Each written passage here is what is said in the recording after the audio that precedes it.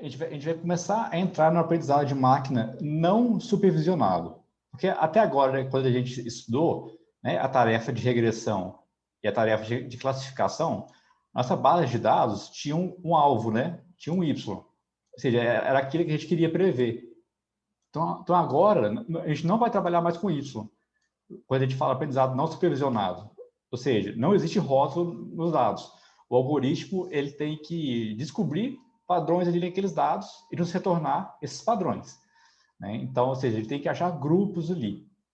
Então, a gente vai entrar hoje, compreender o que são os algoritmos de clusterização e depois a gente vai aprender dois métodos, que é o método de clusterização hierárquica e o método de clusterização não hierárquica. E depois, como sempre, né, a gente vai aplicar lá no R. Vamos lá. Então, o primeiro módulo de hoje, clusterização. Bom, aqui é um exemplo fictício.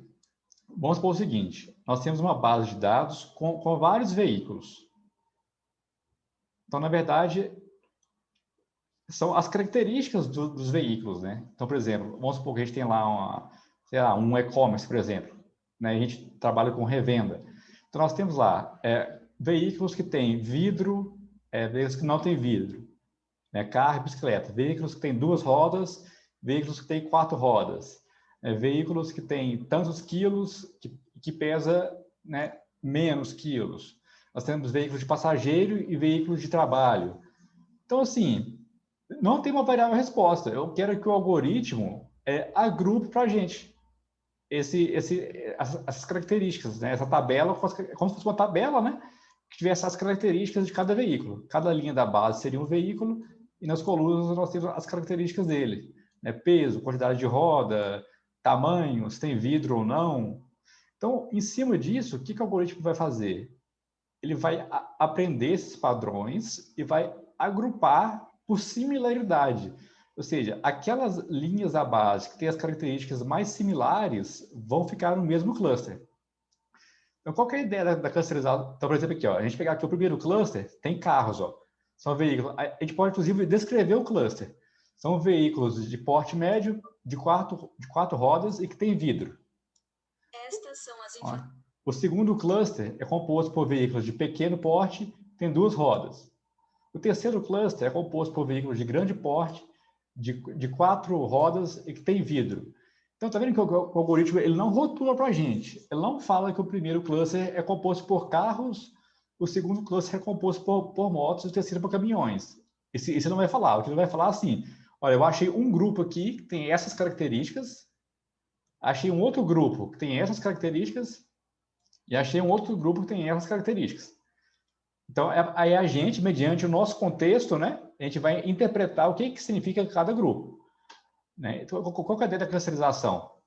É que os indivíduos entre o cluster, ou seja, dentro do mesmo cluster, eles sejam o mais similar possível. E o indivíduo de um cluster para o outro seja o mais diferente possível. Né? Essa que é a ideia de agrupar por similaridade. Então, isso que já é o aprendizado unsupervised learning, já é o aprendizado não supervisionado. A gente não tem rótulos, a partir de um conjunto de características, o algoritmo vai gerar esse agrupamento para a gente. E como que ele faz para achar a similaridade? Ele vai usar algo que a gente já conhece, que é a distância euclidiana. Nós vimos lá no KNN.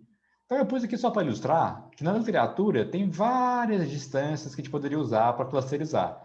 Né? Óbvio que a gente não vai estudar por todas. Nós vamos focar só na euclidiana. Né? Mas tem outras muito usadas. A euclidiana, ela vai em linha reta, né? Que é a hipotenusa. A distância de Manhattan, ela é em módulo. Olha só. Eu subtraio um valor pelo outro e desconsidero o sinal. Ao contrário da euclidiana, que eu tenho que subtrair, levar ao quadrado e tirar a raiz quadrada. Então, ou seja, computacionalmente, se a gente tiver um conjunto de dados muito grande, pode ser mais interessante usar a distância Manhattan do que a distância euclidiana. No plano cartesiano, a distância Manhattan, ela entre dois pontos, ela não vai em linha reta. Ela faz tipo assim, ó. Mas, enfim, a distância cosseno ela é muito usada também, o Pearson. Mas aqui é mais para mostrar para vocês que existem outras distâncias, não é só a euclidiana. Mas a euclidiana é a que a gente já conhece aqui e é a que é mais usada na prática. Beleza. Então, nesse primeiro módulo, nós compreendemos o que é a tarefa de clusterização, né? Que é aquele caso que a gente não tem uma variável resposta, igual na tarefa de regressão, na tarefa de classificação. O algoritmo vai achar padrões aqui nesses dados e gerar grupos para a gente, né? A Rafaela comentou aqui, ó, ela parece ser um pouco mais do que uma análise exploratória. Análise exploratória seria para a gente ver, né, como é que as variáveis se comportam. Aqui no caso já é mais para gerar o grupo mesmo. A gente pode, por exemplo, o que eu poderia fazer?